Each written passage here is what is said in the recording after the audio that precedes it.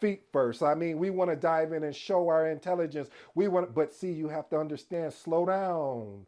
You're moving too fast. You got your foot on the gas when it should be on the brake. I know that's a song for somewhere. I don't know where I got that from, but I want to share with you what I'm saying here, family, is that you want to make sure that you get true buy-in, and getting buy-in is cultivating feedback from the rest of the organization. If you go ahead and move forward and put everything in place and you don't get their buy-in, they're going to be hesitant to want to assist you and actually build this out of what you're building. And if you're not building out a PMO, at least project management standards, the basic standards.